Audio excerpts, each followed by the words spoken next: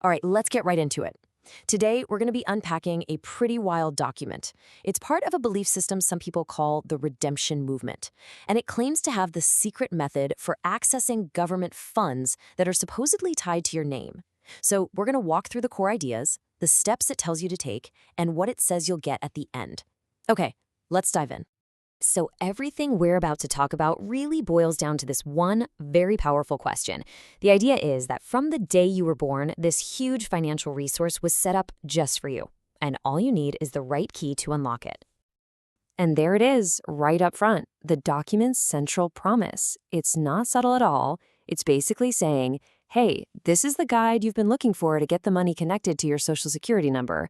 I mean, that's a pretty big promise, right? It's the hook that gets people interested. So let's see what this theory is actually built on. So how is any of this supposed to be possible? Well, the document starts by laying out this foundational theory, the why behind this whole process. And it all goes back to the moment you were born and that first piece of paper with your name on it. Okay, so the big term you've got to know here is the TDA, which stands for Treasury Direct Account. Now, we have to be super clear. This has nothing to do with the real official Treasury Direct service the government has for buying savings bonds. No. In the world of this document, the TDA is a secret, hidden account created for every single citizen, and it's supposedly filled with a ton of money. And this is where it gets really interesting. The whole theory takes something we all have, our birth certificate, and totally reframes it. The claim is that when you're born, the government takes your birth certificate and uses it like a bond. They say it's traded on the stock market, and that's what generates all the wealth that supposedly fills up your secret TDA. All right, so if that's the what, this next part is all about the how. How do you actually do it? Well, the document gives you this detailed, step-by-step procedure that it calls the redemption process to take control of these funds. So here's the roadmap, basically. We've condensed it down a bit. It starts with this idea of redeeming your birth certificate and then moves into a bunch of things that sound really official and legal. You see stuff like filing a UCC, a Uniform Commercial Code Statement, which, in the real world is for securing assets in business loans. Then it's on to getting a CSIP number, which is what's normally used to identify stocks and bonds for trading. You can see what's happening here, right? It's all wrapped up in this very official-sounding language, high finance, government filings. The whole process is designed to sound super legit by having you interact with real institutions. But, and this is a huge but, there's a major catch. Get this. Even the document itself says, flat out, you can't get cash from this thing. The author makes it crystal clear that you can never, ever just walk into a bank and withdraw money. The whole point, according to them, is just for paying off your debts and making other payments. So that brings up the obvious question.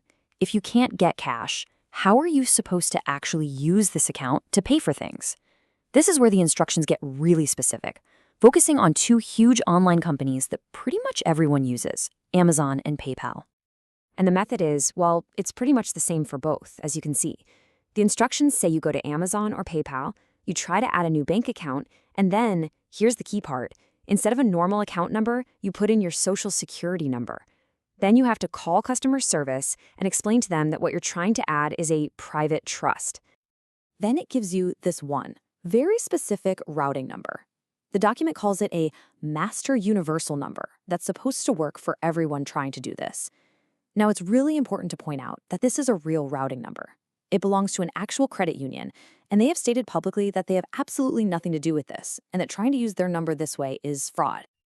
So, the person who wrote this document, who goes by Ginger, is pretty upfront that this whole process is not a walk in the park. In fact, she frames it as this huge challenge. She actually calls her experience trying to do this with PayPal the PayPal game. It's like she's saying, look, if you can beat this level, if you can get through the matrix, you get a prize.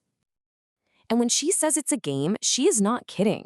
Look at these stats she gives. We're talking more than 16 phone calls, spending over 12 hours on the phone with customer service, getting escalated up through 4 different levels of support reps.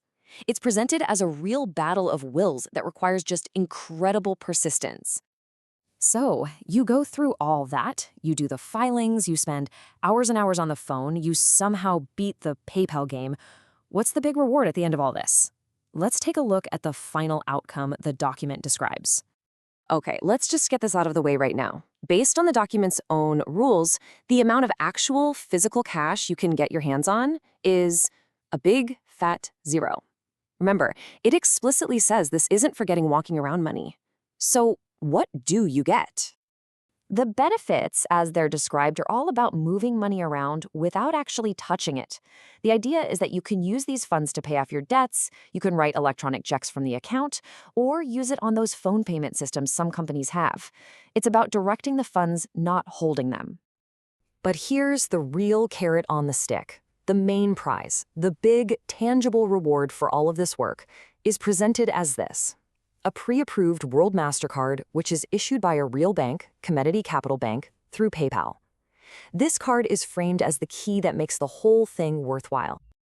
And this last quote just nails it down. The whole point of fighting through that difficult PayPal game isn't really about the account itself. It's about earning this specific reward.